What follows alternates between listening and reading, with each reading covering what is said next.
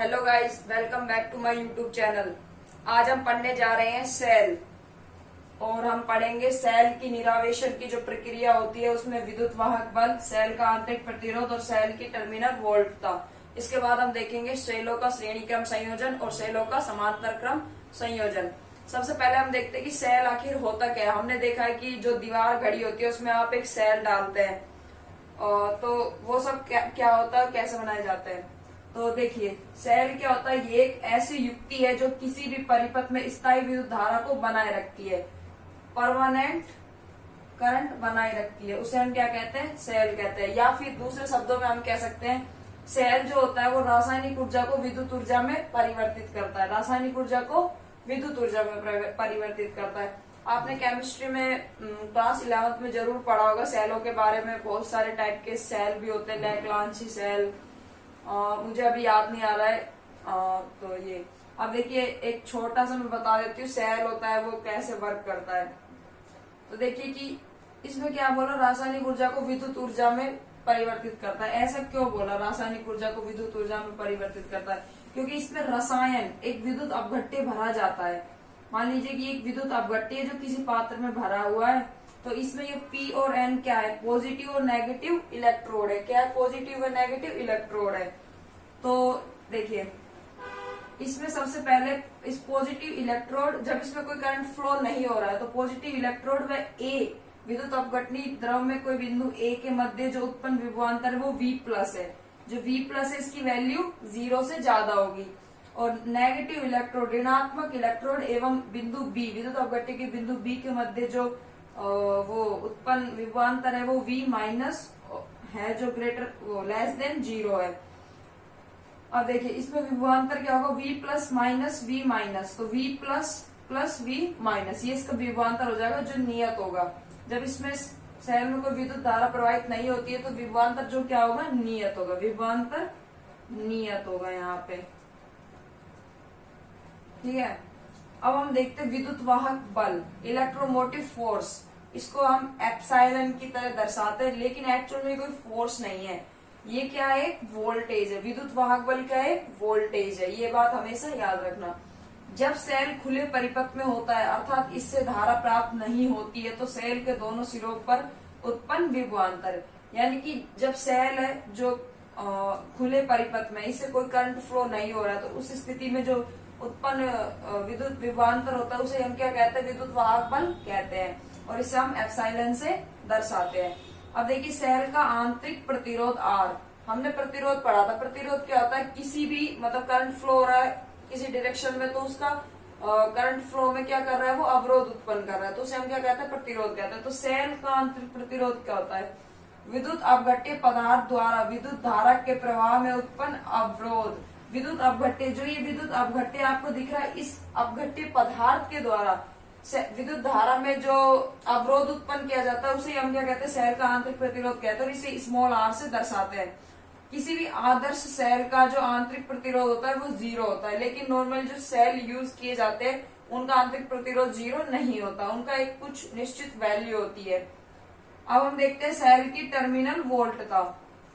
यदि किसी सेल में बाह्य प्रतिरोध में I प्रवाहित की जाए, यानी विद्युत धारा प्रवाहित की जाए, अर्थात सेल बंद परिपथ में हो, तो सेल के दोनों इलेक्ट्रोडों के मध्य उत्पन्न विभवांतर। ये देखिए, एक सर्किट बनाया हमने, एक परिपथ बनाया है जो कि बंद परिपथ है, तो इसमें विद्युत धारा प्रवाहित की जा रही है, तो इसमें जो विभवांतर उत्पन्न होगा ना, वो क्या होगा, ये विभवांतर उत्पन्न है वो एप्सिलॉन से कम है। इससे कम है वो विद्युत वाहक बल से कम है, यानी कि जब इसमें कोई करंट फ्लो नहीं हो रहा है तो उससे कम है ये विभवांतर, ठीक है। तो सेल की टर्मिनल वोल्टता है वो होती है कि यदि किसी सेल से बाह्य प्रतिरोध, यानी कि हमने एक सर्किट लिया है जिसमें ये एक सेल है जिससे बाह्य प्रतिरोध में विद्युत धारा प्रवाहित की जा रही है, अर्थात सेल बंद परिपथ में, ये बंद परिपथ में है, तो दोनों इलेक्ट्रोडों के मध्य उत्पन्न विभवांतर, तो दोनों जो इलेक्ट्रोड है उनके मध्य उत्पन्न विभवांतर, उसे क्या कहते हैं, सेल की टर्मिनल वोल्टता कहते हैं।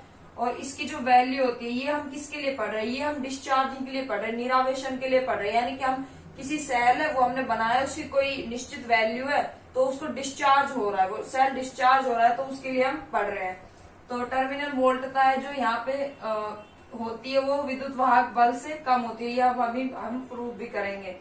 तो देखिए एक सर्किट है जिसमें कि ये बैटरी है, सेल है और इसका आंतरिक प्रतिरोध R है और हमने एक बाह्य प्रतिरोध R लिया है और यहाँ पे एक कुंजी है। ये क्या है? कुंजी। कुंजी क्या होती है? जो स्विच हम यूज करते हैं उसे कुंजी कहते हैं। ओके, हम जानते हैं ओम के नियम से विद्युत परिपथ में प्रवाहित विद्युत धारा कुल विभवांतर अपॉन कुल प्रतिरोध। तो यहाँ पे कुल विभवांतर क्या है? कुल विभवांतर है यहाँ पे एप्सिलॉन, तो I is equal to epsilon upon कुल प्रतिरोध क्या है? एक तो बाह्य प्रतिरोध R है और एक स्मॉल r क्या है? आंतरिक प्रतिरोध। तो capital R plus small r। तो चूंकि हम जानते हैं V is equal to I R Ohm के नियम से, तो यहाँ से एप्सिलॉन की वैल्यू क्या आ जाएगी? I R plus I small R. तो यहाँ से एप्सिलॉन, एप्सिलॉन क्या है? यहाँ पे विद्युत वाहक बल EMF, EMF, EMF क्या है? EMF विद्युत वाहक बल, इलेक्ट्रोमोटिव फोर्स। ओके, और ये R की वैल्यू यहां से निकल जाएगी epsilon minus V upon I. ये क्या है यहाँ पे? आंतरिक प्रतिरोध। क्या है यहाँ पे? आंतरिक प्रतिरोध। और यहाँ से I विद्युत धारा की वैल्यू निकल जाएगी epsilon minus I small r। तो ये जो वैल्यूज है हमें याद रखनी है। अभी देखिए हमने देखा था कि जो सेल की टर्मिनल वोल्टता होती है उसकी वैल्यू होती है एप्सिलॉन से कम होती है। तो यहाँ पे देखिए ये V है, टर्मिनल वोल्टता में कुछ हमने जोड़ा है आई आर, तो तब हमारा एप्सिलॉन आया। तो इसका मतलब एप्सिलॉन की वैल्यू बड़ी है V से, तो यही हमें प्रूव भी करना था। अब देखते सेल की टर्मिनल वोल्टता क्या है? V is equal to epsilon minus I small r। ये किसके लिए? डिस्चार्जिंग के लिए। वही अगर हम किसी सेल को आवेशित कर रहे हैं, चार्जिंग कर रहे हैं सेल की, तो उसमें जो एप्सिलॉन की वैल्यू आएगी V माइनस आई आर। यहाँ पे एप्सिलॉन जो होगा वो सेल की टर्मिनल वोल्टता से कम होगा। अब हम देखते हैं सेलों का संयोजन। तो सेलों का जो संयोजन होता है वो दो प्रकार का होता है, श्रेणी क्रम संयोजन है, समांतर क्रम संयोजन। बिल्कुल प्रतिरोध की तरह। प्रतिरोध के भी हमने दो संयोजन पढ़े थे, सीरीज कॉम्बिनेशन और पैरेलल कॉम्बिनेशन। तो यहाँ पे हम सबसे पहले देखते हैं श्रेणी क्रम संयोजन। आपको मैं बता दूं कि जो सेल होता है उसको हम ऐसे दर्शाते हैं और इसका पॉजिटिव टर्मिनल होता है और ये नेगेटिव टर्मिनल होता है। तो देखिए ऐसा संयोजन जिसमें पहले सेल के टर्मिनल को दूसरे सेल के विपरीत ध्रुवता के, किससे? विपरीत ध्रुवता के टर्मिनल से जोड़ा जाए, तो उसे हम क्या कहते हैं? Series combination of cells. देखिए यहाँ पे एक सेल है, इसका ये पॉजिटिव टर्मिनल है और ये नेगेटिव टर्मिनल है, और दूसरे सेल के, पहले सेल का नेगेटिव टर्मिनल दूसरे सेल के पॉजिटिव टर्मिनल से जुड़ा हुआ है। अगर यहाँ पे एक सेल और होता तो इसका नेगेटिव टर्मिनल जो होता वो दूसरे सेल के पॉजिटिव टर्मिनल से जुड़ा होता, सॉरी तीसरे सेल के। तो इसे हम क्या कहते हैं? श्रेणी क्रम संयोजन कहते हैं। अब आप सर्किट देखिए, सर्किट समझिए। यहाँ पे हमने दो सेल लिए हैं जिसका विद्युत वाहक बल एप्सिलॉन 1 है और इसका विद्युत वाहक बल एप्सिलॉन 2 है। यहाँ पे R1 इसका आंतरिक प्रतिरोध है और R2 इसका आंतरिक प्रतिरोध है, और इससे हमने एक बाह्य प्रतिरोध R से जोड़ा हुआ है। तो अब देखिए, अब हमें क्या निकालना है? यहाँ पे तुल्य विद्युत वाहक बल, तुल्य आंतरिक प्रतिरोध और करंट भी निकालना है। तो इसके लिए हमने एक सर्किट अलग से बना लिया जिसमें विद्युत वाहक बल इक्विवेलेंट और R तुल्य है और एक R है जो बाह्य प्रतिरोध है। अब देखिए जो R ओम का नियम यहाँ पे लगेगा। ओम का नियम क्या होता है? V बराबर आई आर। ये क्या होता है? ओम का नियम होता है। और यहाँ पे देखिए वोल्ट, इसके जो प्रतिरोध है इस पे विभवांतर उत्पन्न है वो V1 आंतरिक सेल के, प्राथमिक आंतरिक सेल का जो आंतरिक प्रतिरोध होगा और द्वितीय सेल की जो टर्मिनल वोल्टता होगी आंतरिक प्रतिरोध, तो उसके इक्वल होगा। तो V capital V is equal to प्रथम सेल की टर्मिनल वोल्टता प्लस द्वितीय सेल की टर्मिनल वोल्टता। टर्मिनल वोल्टता का फॉर्मूला अभी हमने देखा था जो क्या होता है? V is equal to epsilon minus I small r। तो यहाँ से V is equal to V1 plus V2। तो यहाँ से क्या जाएगा? हम देखेंगे तो V1 की जो वैल्यू है epsilon 1 minus I small r1 और V2 की वैल्यू है epsilon 2 minus I small r2। तो यहाँ से VAC, A व C के मध्य उत्पन्न जो विभवांतर होगा वो क्या हो जाएगा? एप्सिलॉन 1 प्लस एप्सिलॉन 2 माइनस आई कॉमन लेंगे तो R1 प्लस R2 से इक्वेशन 1 नाम दे देंगे। इसके बाद वी ए सी हम देखते हैं, इसे E1 प्लस E2 को हम लिख सकते हैं ई तुल्य माइनस आई, और R1 प्लस R2 को हम लिख सकते हैं आर तुल्य। तो इक्वेशन 1 व इक्वेशन 2 की हम जब तुलना करेंगे तो हम देख सकते हैं कि ई तुल्य है वो E1 प्लस एप्सिलॉन तुल्य है वो E1 plus E2, epsilon 1 plus epsilon 2। Sorry मैं इसको अगर E1 E2 बोल रही हूँ तो बार बार आप समझ जाइए ये क्या है, यहाँ पे EMF है, इलेक्ट्रोमोटिव फोर्स है, सेल का विद्युत वाहक बल है। तो ई तुल्य है जो E1 प्लस E2 और आर तुल्य है वो R1 प्लस R2। तो यही हमारा क्या है, सेल का तुल्य विद्युत वाहक बल और सेल का तुल्य प्रतिरोध। प्रतिरोध आपने देखा होगा कि R1 प्लस R2 जब सीरीज में था तो हमारे पास R1 plus R2 plus R3 ऐसे ऐसे आया था, तो यहाँ पे भी सेम है। अब देखते हैं यदि सेल N है, तो सेल N है तो ई तुल्य क्या हो जाएगा, E1 plus E2 plus E3 dot dot dot dot dot EN।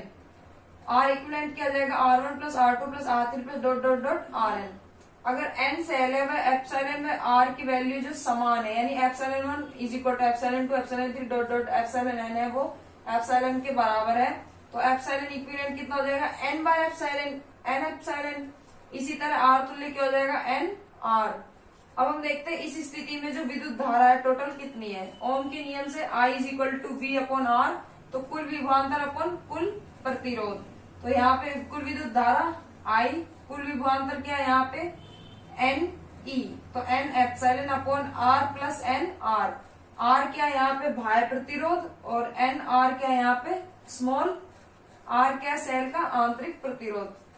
अगर ये स्थिति नहीं है और ये अलग स्थिति है तो यहाँ पे एप्सिलॉन 1 प्लस टोटल विभवांतर हो जाएगा epsilon 1 plus epsilon 2 plus dot dot dot epsilon n, और अपॉन में R plus R1 plus R2 plus dot dot dot dot RN। अब हम देखते हैं सेलों का श्रेणी क्रम,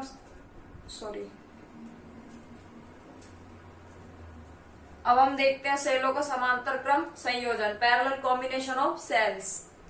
तो इसमें क्या होगा, सेलों का ऐसा संयोजन जिसमें सेलों की एक जैसी ध्रुवता के सभी टर्मिनल है वो एक संधि बिंदु पर जुड़े होंगे। यानी कि देखिए सेल 1 सेल 2 इसके जो पॉजिटिव टर्मिनल है वो एक बिंदु A पर जुड़े हुए हैं और जो नेगेटिव टर्मिनल है वो दूसरे बिंदु B पर जुड़े हुए हैं। और यहाँ पे R1 क्या है, सेल 1 का आंतरिक प्रतिरोध और R2 है सेल 2 का आंतरिक प्रतिरोध है। और यहाँ पे हमने एक बाह्य प्रतिरोध R से इसे जोड़ा है तो इसका उत्पन्न विभवांतर V है।